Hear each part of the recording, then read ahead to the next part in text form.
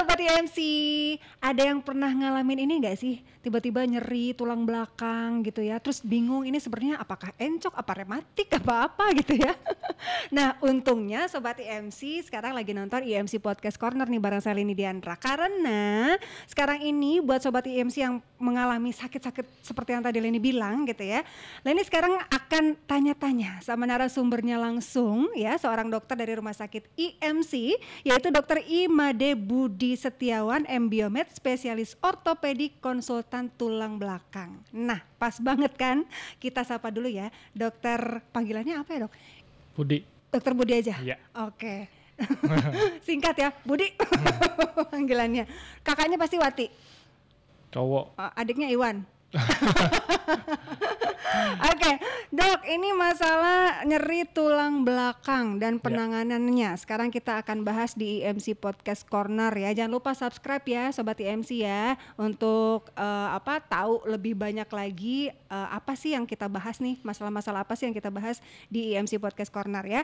Oke, jadi tulang belakang ini kita pastikan dulu dok, areanya itu tuh di sebelah mana dok?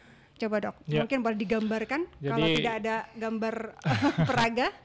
Jadi kalau kita ngomongin tulang belakang, areanya itu mulai dari di bawah tengkorak sini, di belakang, di leher kalau kita bilang, itu area servikal namanya, ya. Kemudian di punggung, punggung kita biasanya bagi dua, punggung atas dan punggung bawah. Punggung bawah, kemudian ada di tengah-tengah tulang panggul atau kalau orang awam sering bilangnya daerah tulang ekor. Jadi kalau kita runut dari atas servikal atau tulang leher, kemudian torakal, itu tulang punggung atas, kemudian daerah lumbal atau tulang punggung bawah, kemudian sacrum coccygeus itu adalah tulang ekor. Jadi dari sepanjang tulang di leher belakang sampai ke tulang ekor. Ya, itu yang disebut area tulang belakang. Biasanya nih dok, masalahnya apa aja tuh yang terjadi pada tulang belakang? Mulai dari yang paling ringan sampai yang paling berat tuh apa aja dok? Ya, jadi kalau misalnya masalah tulang belakang, memang di semua area ini bisa mengalami problem ataupun masalah ya. Cuman paling banyak kita sering lihat mungkin ada saudara, keluarga atau siapapun di sekitar kita keluhannya lebih banyak di daerah punggung bawah. Ya, walaupun ada beberapa pasien saya juga keluhannya di leher ya.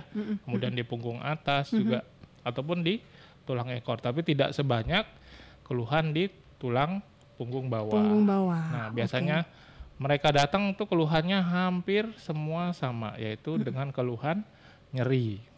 Jadi kalau bahasa Inggrisnya sering kita bilang dengan nyeri punggung bawah atau low back pain. Low back pain. Betul. Iya. Nah, ini nih yang menyebabkan sampai si punggung bagian bawah ini sampai nyeri ini nih sebenarnya apa dok? Apakah karena kegiatan yang berlebihan atau mungkin ada penyebab lain? Jadi nyeri punggung bawah, di awam saya mau kasih sedikit penjelasan. Jadi kalau kita sering dengar kalau di pasien-pasien ataupun siapapun yang mengeluh nyeri punggung bawah, itu biasanya mereka menganalogikan kalau ada saraf terjepit. Saraf terjepit, betul. Kalau udah nyeri di punggung ini pasti bilangnya saraf terjepit gitu. Jadi nyeri punggung bawah selalu dianalogikan seperti saraf terjepit, tapi sebenarnya bukan gitu ya. Jadi saraf terjepit itu bisa memberikan keluhan nyeri punggung bawah, tapi sebaliknya nyeri punggung bawah tidak selalu saraf terjepit. Betul, tidak selalu disebabkan oleh saraf terjepit, bisa karena masalah yang lain. Kalau kita ngomongin hanya nyeri punggung bawah, apalagi saraf terjepit spesifik ya, faktor risikonya hampir semua sama. Nah, jadi yang secara umum kita lihat apa sih yang menyebabkan nyeri pada daerah punggung bawah. Biasanya yang pertama adalah usia. Usia? Betul. Jadi semakin tua semakin rawan? Betul. Jadi semakin kita tua, tubuh kita akan semakin mengalami yang namanya regenerasi. Degenerasi artinya penuaan. Nah, selain dari, ya kalau paling gampang kita lihat, kalau orang tua kulitnya keriput. Nah, di tulang belakang juga terjadi proses yang sama. Entah itu otot-ototnya, tulangnya keropos, kemudian diskusnya mulai kekurangan cairan. Nah, itu akan berefek terhadap munculnya keluhan-keluhan yang mirip seperti nyeri punggung bawah, punggung bawah. nyeri punggung bawah gitu ya. Apapun penyebabnya, bisa dari otot, tulang segala macam sampai saraf terjepit. Kemudian yang kedua, berat badan. Nah, ini. Jadi kalau misalnya nih usia belum terlalu tua tapi berat badannya berlebih, bisa jadi juga kena gitu ya, Dok? Betul. Kadang pasien yang obesitas ya banyak yang mengeluh nyeri punggung bawah. Ya, kenapa? Karena mekanismenya sangat simpel. Overload daripada beban. Jadi karena beban tubuh kita kan ada berat badan ideal. Ya, secara fisiologis tulang belakang kita apalagi fungsinya untuk menyangga tubuh, jika kelebihan berat badan pasti kan akan istilahnya aus lah ini. Fungsinya juga yang harusnya menjaga berat badan yang ideal dikasih yang berlebih. Jadinya dia tidak kuat sehingga menimbulkan nyeri. Gitu. Jadi obesitas, kegemukan salah satu faktor risikonya. Usia, obesitas, masih ada lagi, Dok? Masih, sebenarnya sih banyak. Ini yang umum. Top 3 Dok. Kemudian yang berikutnya top 4 aja deh. Top 4 ya, Jadi yang berikutnya adalah kurangnya aktivitas olahraga. Nah, ini juga penting ya. Jadi kalau pasien dengan keluhan nyeri punggung bawah, kurang berolahraga, ya sangat banyak. Kenapa? Karena yang seperti saya bilang tadi, fungsi dari tulang belakang adalah untuk penyangga. Ya, jadi penyangga ini nggak seperti yang kita duga pasti akan kuat seumur hidup. Gitu. Kita kan nggak tahu nanti kalau kita bekerja, kita aktivitas seperti apa, apakah penyangganya ini kuat atau tidak. Nah, dengan kita latih, dengan kita berolahraga, contohnya misalnya olahraga yang simple, misalnya berenang ataupun senam lantai, yoga gitu ya. Itu akan meningkatkan kekuatan otot-otot di punggung ataupun di perut. Nah, kalau orangnya kurang olahraga, otot-otot sebagai salah satu komponen dari tulang belakang tidak kuat, sehingga tulang belakang yang tadinya menyangga juga tidak mampu menahan beban yang berlebih, akhirnya menimbulkan nyeri. Gitu. Itu udah 3. Satu lagi, coba mau nebak, Dok. Apa? Jarang minum ngaruh gak sih, Dok? Atau mungkin masalah keropos tulang misalnya, siapa tahu kan Sobat EMC juga ini menebak-nebak nih ya. Banyak sih kalau misalnya kita berita-berita yang miring di masyarakat. Hoax ya, Dok ya? Ya, kalau kita bilang hoax ya hoax ya. Jadi kalau tidak minum air atau jarang minum air nanti sakit pinggang gitu. Nah, sebenarnya tidak ada hubungannya. Kenapa? Gitu, karena mostly kalau kita bilang sakit pinggang atau sakit punggung bawah itu hubungannya sama otot. Gitu. Jadi otot-otot di sekitar lower back. Bukan ke tulang. Jadi apakah, Dok? Sikap yang keempat ini, Dok? Hubungannya kalau enggak untuk air ini hubungannya lebih sebenarnya ke ginjal. Gitu. Ke ginjal, masalah ginjal, batu ginjal dan lain-lainnya. Yaitu sering orang ngomongnya sakit pinggang. Nah, itu kan kadang-kadang dihubungkan dengan tulang belakang juga. Jadinya agak rancu nih sakit pinggang karena di tulang belakang atau ginjal. Jadi makanya saya bilang agak miring. Kenapa? Karena dianggap air juga, kurang minum air menyebabkan sakit pinggang. Gitu. Oke.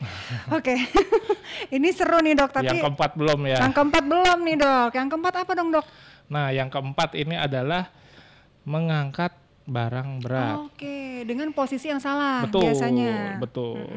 Kalau orang awam bilang habis ngangkat dalam posisi nunduk misalnya, habis itu ngangkat tiba-tiba bunyi punggungnya atau terasa tiba-tiba kayak ketusuk, bilangnya kecetit gitu. Aduh, sambil megang punggung bawah. Nah, itu yang sering dibilang. Nah, itu salah satu faktor risiko. Jadi kalau kita mengambil barang, walaupun barang itu tidak berat, sebaiknya dalam posisi yang benar. benar gitu. Apalagi sudah barangnya berat, posisinya nggak benar akan bikin nyeri di punggung bawah. Oke. Kalau misalnya udah sampai nyeri seperti itu, jadi apa yang harus dilakukan dong, Dok? Penanganannya tuh seperti apa sih? Apakah cukup misalnya ya kalau mau tidak mau kita harus mengakui ya orang Indonesia biasanya kan paling gampang diurut aja deh gitu kan. Padahal kan itu tidak selamanya benar ya, Dok. Ya. Nah, sebaiknya periksakan langsung ke dokter, tapi penanganan sendiri nanti di dokter tuh akan apa yang dilakukan? Oke, sebelum kita ngomongin penanganan, jadi yang jelas kalau pasien dengan keluhan nyeri punggung bawah, kita harus evaluasi, cari tahu sumber nyerinya dari mana. Gitu. Itu yang penting. Yang saya bilang tadi, apakah ini saraf terjepit? Gitu. Ya. Jadi kalau misalnya dia dengan nyeri punggung bawah itu hanya berupa keluhan aja, bukan suatu diagnosis. Kita belum bisa menentukan penyebabnya apa.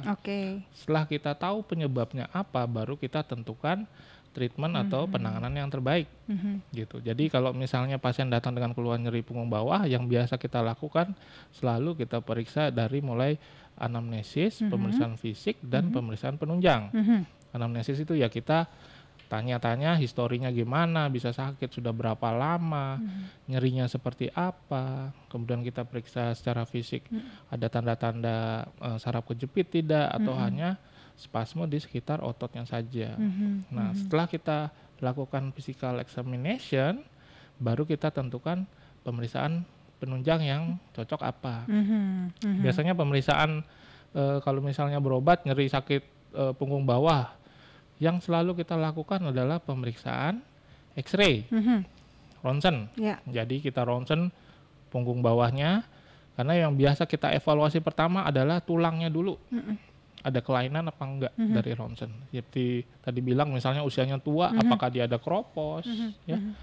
Kemudian setelah kita evaluasi X-ray-nya, baru kita tentukan apakah ini memang tidak ada masalah.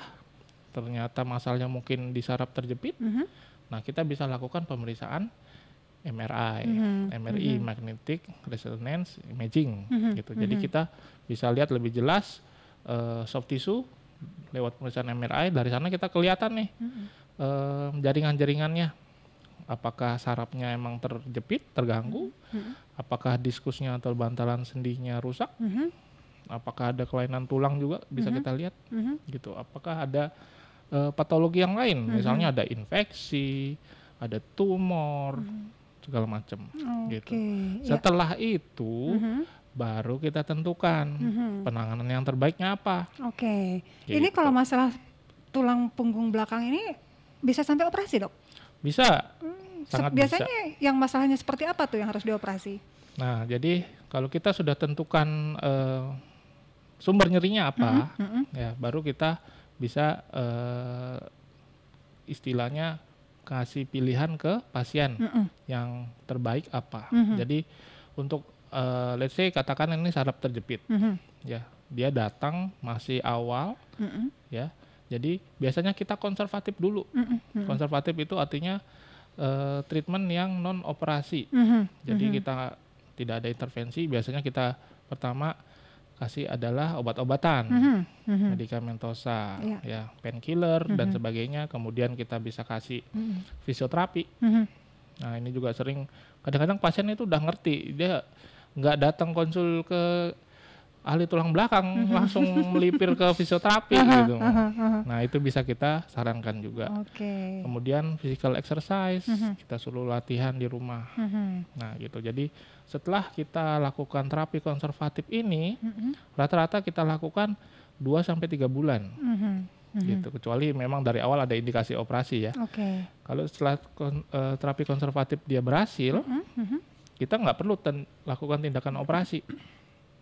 Tapi kalau setelah 2 bulan dia masih sama atau keluhannya tambah berat, baru kita kasih pilihan operasi.